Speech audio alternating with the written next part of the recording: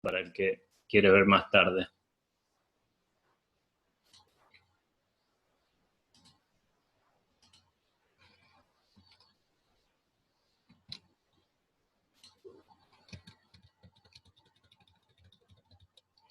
Bueno, vamos a pegar justamente con el tema de la clase anterior un salto cuántico en este tema. Vamos a ver a vuelo de pájaro algunas cosas de la tabla periódica y vamos al tema de enlaces que nos va a interesar más. Esto es lo que habíamos visto más o menos en la última clase que vimos online. Estas eran las casas cuánticas y los electrones en cada una de las capas. Si ustedes miran ahí, si se pusieron a curiosar con la tabla periódica, de todas las reglas que le di, hay algunos detallecitos que varían. Por ejemplo, acá el cobre, vemos que el níquel debería incorporar un electrón en esta capa 3D. Sin embargo, lo que hace es sacar un electrón del nivel 4s y completar la capa 3D. Como que primero debería llenarse la 4s, después la 3D, y esta debería estar llena porque tiene menor energía, pero en este caso, como la configuración esta que tiene todos los electrones completos en el nivel 3D es muy favorable, energéticamente esto es más común. Bueno, pero son algunos detalles que también entran dentro de la teoría general. Acá tiene más o menos cómo se van a ir completando, y esto nos explica bastante cómo funciona la tabla periódica. Porque acá está más o menos lo que más nos va a interesar a nosotros de toda esta teoría cuántica, que es la ubicación de los electrones en los átomos. Y vamos a ver que la tabla periódica no está ordenada de forma caprichosa, sino que tiene una lógica.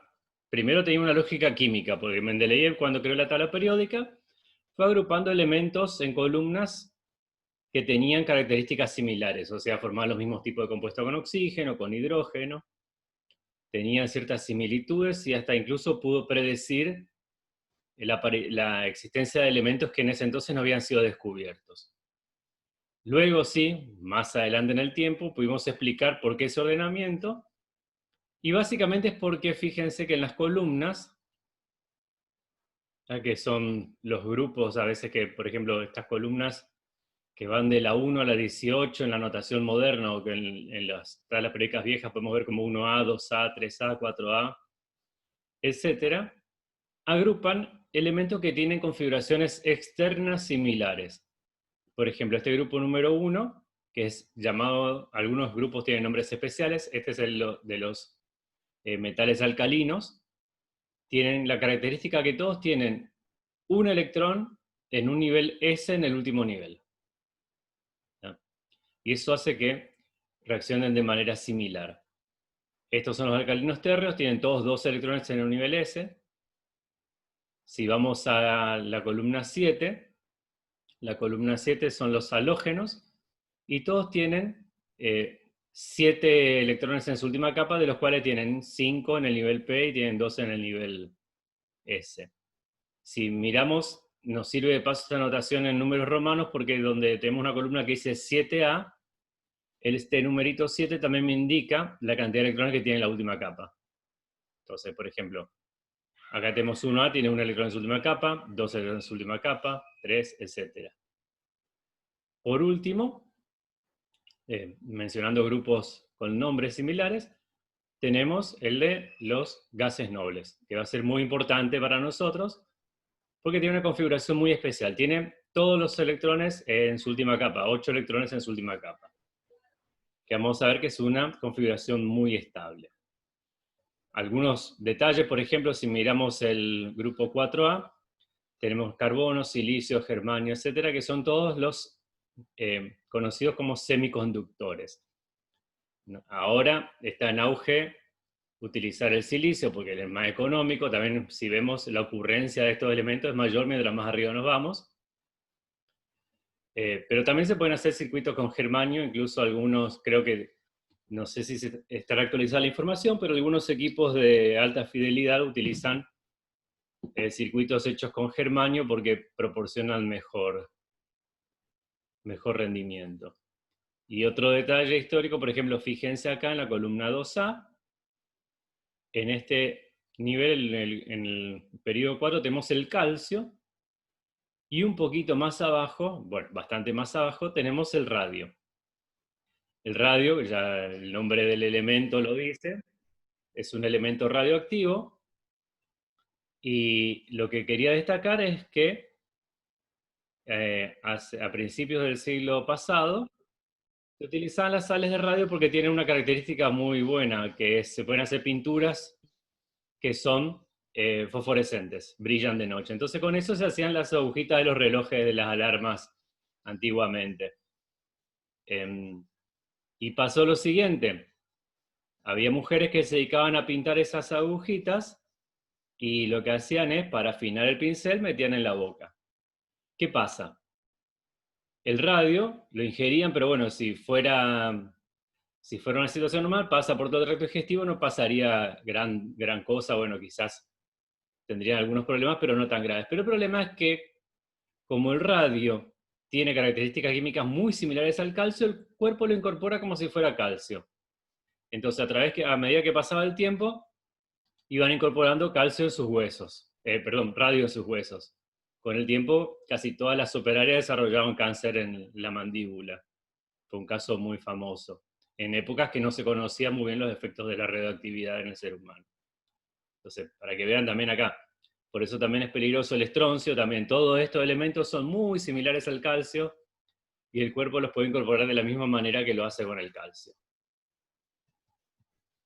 Les voy a dar un pantallazo de un temita que nos queda pendiente, que es el tamaño de los átomos. Vamos a ver que hay dos tendencias, esto no vamos a indagar demasiado, pero sí les quería mencionar. A medida que vamos hacia abajo en un grupo, el tamaño del átomo es cada vez más grande.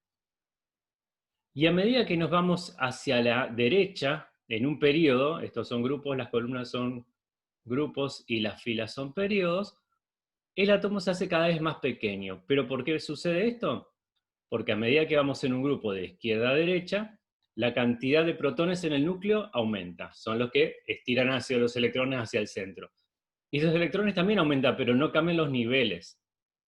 Entonces los niveles son los mismos, entonces los electrones no se apantallan unos a otros, y en definitiva el núcleo tiene cada vez más fuerza. Entonces, de todo esto lo que tienen que recordar, en la tabla periódica, a la izquierda y abajo tenemos los elementos más grandes, y a la derecha y arriba los elementos más pequeños. Esto tiene importancia, por ejemplo, imagínense que el acero es una solución sólida de carbono y de hierro. ¿Qué tiene que suceder? El carbono se mete entre los intersticios, entre los huecos que va dejando la estructura férrea. Ahora bien, mucho no puede ir de carbono, porque miren el tamaño del carbono y el tamaño del hierro. Está bien, el carbono es más pequeño, pero no es mucho más pequeño. Entonces vamos a ver que el hierro, para el acero, no tiene más de un 4% de carbono en su estructura, porque si tuviera más se empieza a deformar y también empiezan a haber combinaciones químicas. Entonces, el tamaño de estos átomos tiene importancia también a la hora de pensar cómo suceden las reacciones. Si tengan eso en cuenta, para lo que vamos a ver ahora. Bien, esto lo voy a dejar, después le doy a dar el archivo para que lo vean en todo caso, pero quería pasar al tema de hoy, que son directamente los enlaces atómicos.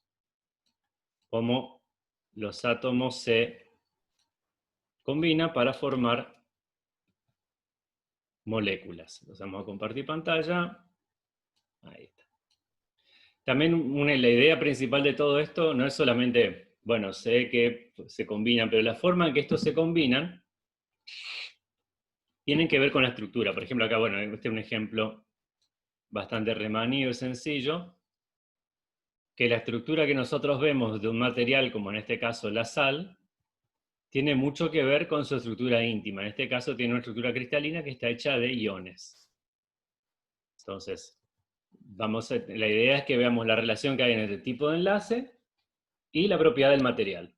Esa es la idea de fondo. Por ejemplo, ya le anticipo, como no tengo muchas clases por delante, voy tirando algunas ideas. Los polímeros, mal llamados plásticos, en general tienen enlaces covalentes.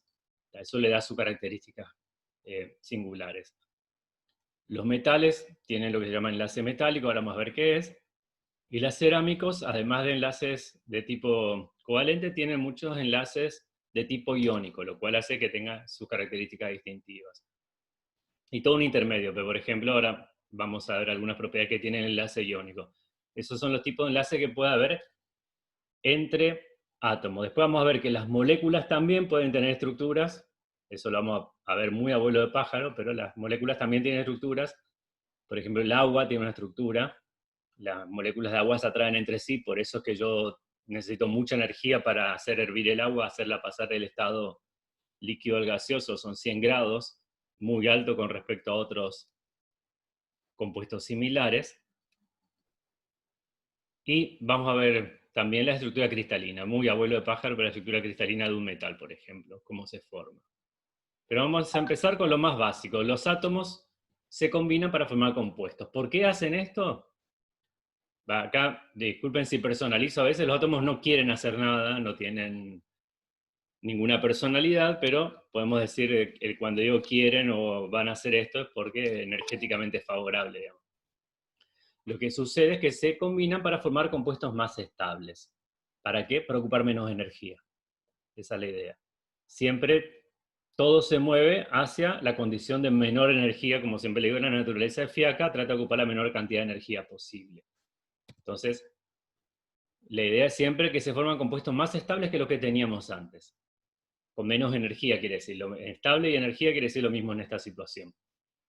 Y sabemos por experiencia que los átomos más estables son los gases nobles. Tal es así que, por ejemplo, el helio fue uno de los últimos elementos en ser descubiertos, a pesar de que es uno de los elementos más comunes en el universo, pero no se combina con nada, entonces es muy difícil químicamente descubrir el helio. Como creo les mencioné en la clase anterior, el helio se descubrió cuando apuntamos un espectroscopio al Sol y vimos que había una rayita, y esa rayita la identificamos con un elemento, y este elemento se llamó helios, por eso se llama helio, del dios del Sol, porque es el elemento del Sol que estaba presente ahí. En la Tierra casi que no hay helio. Hay muy pocos lugares donde hay helio, generalmente se forman en las minas de elementos radioactivos como un residuo, y es bastante caro. Si ustedes quieren comprar un globo inflado con helio, van a ver que es bastante caro y tiene usos científicos, así que incluso se estaba planteando, no sé si hasta dónde llegó, la prohibición de su utilización para fines que no sean interesantes, digamos. Entonces, ya antes de conocer muchos detalles, ya se sabía esto, entonces la conclusión es que la configuración más estable que puede tener un átomo es aquella que es idéntica a la de un gas noble. ¿Cuál es la consecuencia? Que los átomos van a intercambiar o van a compartir, ahora vamos a ver los distintos detalles, electrones de tal manera que adopten la estructura del gas noble más cercano. Pero antes de todo eso vamos a definir un par de cositas. Primero, cuando los átomos interactúan solo entran en contacto sus regiones externas. Eso es lógico porque tenemos la región externa del átomo cargada negativamente de los dos lados. Entonces, si se quieren acercar demasiado, se empiezan a repeler. Entonces, lo único que puede llegar a interactuar es la última capa. Las capas anteriores no, porque están protegidas por esa interacción eléctrica de cargas del mismo signo que se repelen. Entonces, cuando hablemos de enlace químico, vamos a hablar de los electrones de valencia. ¿Qué son los electrones de valencia? Los electrones de la última capa. De todas las capas que puede tener, la tiene la capa 1, 2, 3, 4, siempre consideramos la última capa que se está llenando y cuántos electrones tiene esa capa, lo que les dije que está en la tabla periódica. Entonces, excepto para el helio, el número de electrones de valencia es igual al número de grupo. Para el helio no, porque el helio está en el grupo 8, pero tiene solo 2 electrones en su última capa, por lo que vimos en la clase anterior. Pero para todos los demás, ese número de grupo en números romanos me indica la cantidad de electrones que tiene en la última capa. O si no, miro cuál es la última capa, empiezo a contar cuántos electrones tiene. Por ejemplo, si tiene la última capa que está cargándose es la 2 y tiene 2s2, 2p3, entonces hay que sumar 2 más 3, da 5, esa es la cantidad de electrones de su última capa. Y eso se representa con esta notación que está acá. Muy sencillo, que es el símbolo de puntos de Lewis. Lo que se hace es escribir el nombre del elemento y a su alrededor se ponen justamente puntos o se pueden poner cruces con la misma cantidad de electrones que hay en la última capa. Esto va a servir para representar un poco cómo es el intercambio de electrones en las reacciones. Entonces, lo que llamamos electrones de valencia, hasta con una capa exterior completa que tiene 8 electrones. Bueno, este es el ejercicio que vamos a hacer ahora en un ratito. Vamos a escribir los símbolos de puntos de Lewis para los átomos de los siguientes elementos. Entonces, por ejemplo, voy a cambiar de... Voy a compartir un pizarrón. Entonces, si yo tengo que dibujar, por ejemplo, vamos a ver, ojalá funcione esto, carbono. Están dando mal mi lápiz. Vamos a tener que hacerlo con borrador. Ahí está, texto. Draw. Bien, si yo quiero hacer con carbono, directamente le pongo puntitos. Un puntito, si miro el carbono de la tabla periódica, tiene 4 electrones en su última capa. Entonces representaría, que va a ser bastante difícil sin mi tableta, el carbono de esta manera. Si yo quiero hacer nitrógeno, miro el nitrógeno, está en el grupo 5, tiene 5 electrones, entonces puedo poner también rayitas. Así puedo poner cruces. De paso, esto me sirve para una representación visual. Digo, bueno, miro, el carbono tiene 4 electrones en su última capa. ¿Cuánto le falta para llegar a la configuración de un gas noble, que son 8 o 4? Este tiene 5, le faltan 3. Eso va a ser importante para lo que vamos a ver ahora.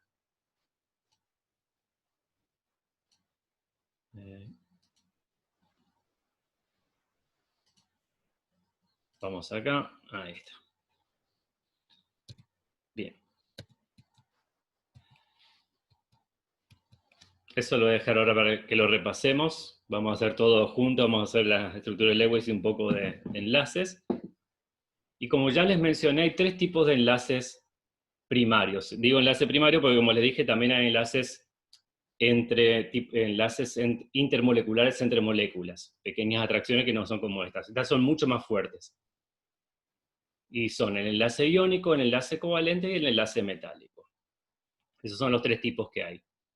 Hay una zona un poco gris, digamos, como todas las clasificaciones, siempre es un poco arbitraria. Para el que preguntó, sí, los 4 electrones de carbono son la suma de los 2 que tiene el nivel 2s2, 2p2. Entonces, como los 2 pertenecen al nivel 2, es 4. O si no miro, el carbono está en el grupo 4a. Eso me indica, ya me lo indica directamente. Entonces, siempre hay que sumar todo lo del mismo nivel. Vamos a ver que entre el enlace iónico y covalente hay todo esto tiene algunas zonas grises, pero de alguna manera tenemos que clasificarlo. Ahí estamos. Y vamos a empezar por el enlace iónico, que es el más sencillo de entender. Pero para eso primero, siempre hay algo que tenemos que hacer primero, voy a definir una cantidad que, si ustedes miran, está en la tabla periódica, que es la electronegatividad. Es la capacidad de un átomo para atraer hacia sí los electrones de un enlace químico.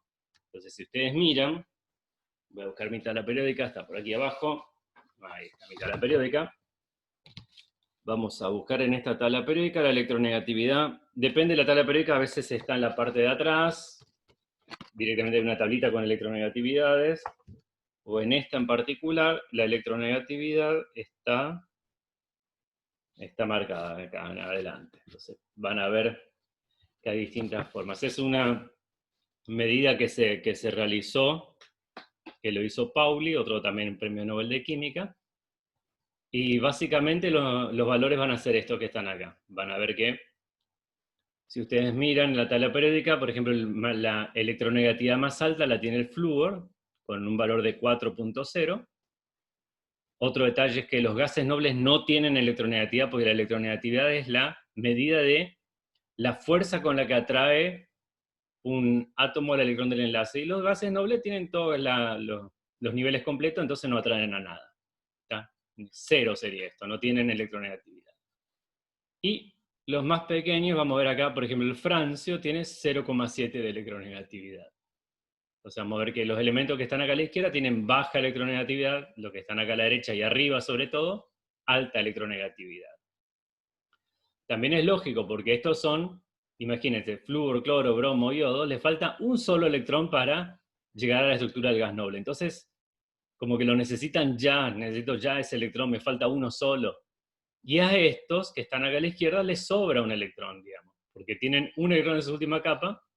Si se pudieran deshacer de ese electrón, llegan a la configuración electrónica del gas noble más cercano. Y ahí ya les dije el secreto de cómo funciona esto de el enlace iónico. Para que suceda el enlace iónico, primero, tiene que haber gran diferencia de electronegatividad entre los átomos. Entonces, gran diferencia es arbitrario. Yo le puse acá 1,7 o más, algunos toman 1,5 y algunos toman 2. Y la segunda cosa que pasa es que se transfieren electrones de átomos con menor electronegatividad a los átomos con mayor electronegatividad. Eso es lo que sucede. Y lo que se va a producir son cationes cargados positivamente, porque un átomo que perdió electrones queda cargado positivamente porque va a tener más protones que electrones. Y un átomo que gana electrones tiene más electrones que protones y por consiguiente tiene carga negativa. Entonces eso a veces confunde. Gano electrones, tengo carga negativa. Pierdo electrones, tengo carga positiva. ¿Qué va a pasar? Voy a tener un átomo con carga positiva, un átomo con carga negativa. ¿Qué pasa con las cargas opuestas? Se atraen. Y esa atracción es muy fuerte. Por eso los enlaces iónicos son enlaces muy fuertes y son muy habituales en los cerámicos. Eso hace, por ejemplo, que los cerámicos sean muy duros. El que recibió una tiza por la cabeza se habrá dado cuenta. Pero a la vez son frágiles, porque ese enlace, si se desplaza un poquito, se rompe. Otra característica que tienen los compuestos iónicos es que tienen gran resistencia a la temperatura. O sea, porque necesito mucha energía para romper esos enlaces, demasiada energía, necesito temperaturas muy altas. Por eso, por ejemplo, se utilizan las aplicaciones de cerámicos en frenos de autos de alto rendimiento, o por ejemplo se utilizó para la cubierta del transbordador espacial, aunque eso también puede fallar, como ustedes sabrán, creo, en el 2003 si no averigüen. Y lo que pasa es esto, que es una animación muy trucha, que lo que tengo es el sodio, que según la estructura de Lewis tiene un electrón en su última capa, y el cloro que tiene 7 electrones en su última capa. Entonces lo que va a pasar es directamente que se va a transferir este electrón del sodio, se transfiere al cloro. Acá la animación fue muy rápida, entonces no se vio nada, pero básicamente lo que va a pasar es que el electrón que tenía el sodio se transfiere al cloro, el cual queda con 8 electrones en su última capa y una carga positiva, encima está mal acá, negativa queda la carga, y el sodio que acaba de perder un electrón y queda con una carga positiva. Acá vamos a tener que arreglar eso. Vamos a ver si funciona mi tableta acá en este sentido, a ver si le puedo... Opciones de puntero, vamos a poner bolígrafo. Como dato, quería ver la electronegatividad del cloro. Si miro acá en mi tablita, la electronegatividad del cloro es 3.0. Entonces, 3,0. Y miro la electronegatividad del sodio, es 0,9. 0,9, como 3,0 menos 0,9 es 2,1. Esto voy a poner acá para los que hicieron ingeniería, donde pongo ese triangulito que es la letra griega delta mayúscula, quiere decir una diferencia. Entonces la diferencia de electronegatividad es 3 menos 0,9. Y esto es 2,1, que es mayor al 1,7 que yo puse como límite. Entonces este es un enlace iónico. Un electrón que estaba acá se transfiere directamente al cloro. Como este se dio un electrón, queda con más protones que electrones, queda con una carga positiva, y el cloro queda con una carga negativa. Si lo vemos acá, a ver si este es enlaces. Acá hay una animación mejor hecha, con el mismo tipo de... Están viendo la animación, ¿no es cierto? Sí, profe. Bien. Entonces lo voy a poner acá. Entonces acá le tengo el átomo de sodio y el átomo de cloro. Esto está más o menos a escala. Si miramos el sodio es mayor que el cloro. Fíjense lo que pasa también. También tiene que pasar que para que suceda el enlace tiene que haber cercanía. Por eso es que hay toda una teoría, por ejemplo, por qué la temperatura acelera las reacciones químicas, porque hace que los átomos colisionen mayormente entre sí. Entonces acá tenemos, se acercaron. Y está ahí. Físicamente lo que pasó es lo siguiente, acá el cloro se quedó con el electrón del sodio. Y fíjense lo que pasó. El sodio, al deshacerse de ese electrón, no solamente quedó con su capa anterior llena, sino que se achicó. ¿Por qué? Porque se deshizo de una capa de electrones, el núcleo tira con más fuerza y se achica y el cloro le pasa lo opuesto. Tiene más electrones y queda más grande. Entonces, esto es lo que les decía anteriormente. Se deshizo de su última capa de un electrón y la anterior tiene 8. Y el cloro, que tenía 7, incorpora un electrón y llega a los 8. Esto es lo mismo que dibujé yo con el diagrama de Lewis, está acá abajo.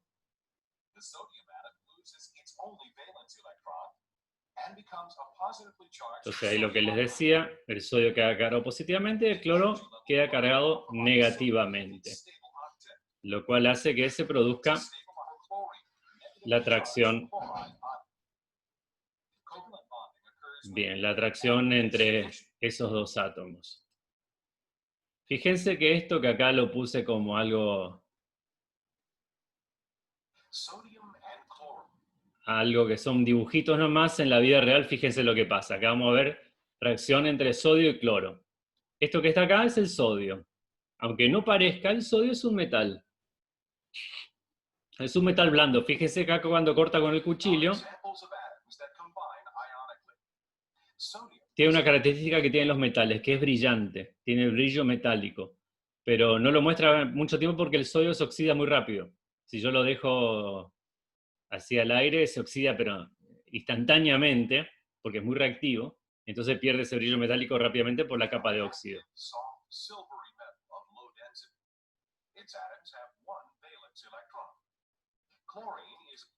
Es más, otro detalle, el sodio, si yo me como esa pastillita de sodio que está ahí, probablemente tenga consecuencias graves. Es bastante tóxico. No es buena idea comerlo, por más que parezca así tipo manteca. Y este es el cloro, que a temperatura ambiente es un gas así de color amarillento, que también, eso sabemos que el cloro es tóxico.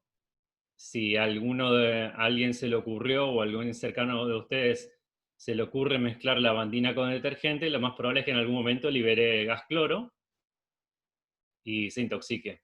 Peor si hace eso para limpiar el baño, porque va a estar en un lugar cerrado y poco ventilado. Eso, mucha gente le ha pasado eso. También le pasó a un obrero acá que hizo algo parecido, mezcló vinagre con lavandina. También pasó la misma reacción. Y es algo que se utiliza en Japón, lo utilizan para suicidarse. Bien, fíjense lo que pasa cuando combino estas dos cosas.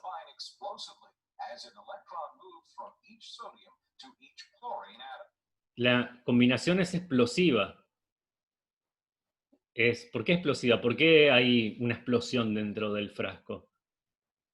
Porque los productos, el producto que se obtiene, que va a ser cloro con sodio, no hace otra cosa que producir sal, el producto tiene menos energía que los reactivos, entonces de algún lado se tiene que ir esa energía. Y en este caso esta energía es explosiva directamente. Fíjense, vamos a retroceder un poquito acá. Pongo ahí con mucho cuidado el sodio en el cloro y la reacción explosiva y lo que yo tengo es sal. También vemos otra característica de las reacciones químicas. Yo tenía dos productos altamente tóxicos y obtuve al final un producto distinto, tóxico pero en menor cantidad. Digamos, aclaremos que cuando digo tóxico es relativamente tóxico, ¿no? Porque todo es tóxico, lo que importa es la dosis, ¿no es cierto? Yo me puedo morir de beber mucha agua, pero lo que importa acá es la dosis. Bien. Esto es lo que le decía, los sólidos iónicos tienen alta energía reticular, que traducido al idioma común quiere decir que es muy difícil separar sus átomos. Entonces, tienen puntos de fusión relativamente altos, por esto los cerámicos tienen una gran aplicación en todo lo que respecta a resistencia a altas temperaturas. Los ladrillos, por ejemplo, hay algunos ladrillos que resisten alta temperatura y podemos hacer el asador con eso.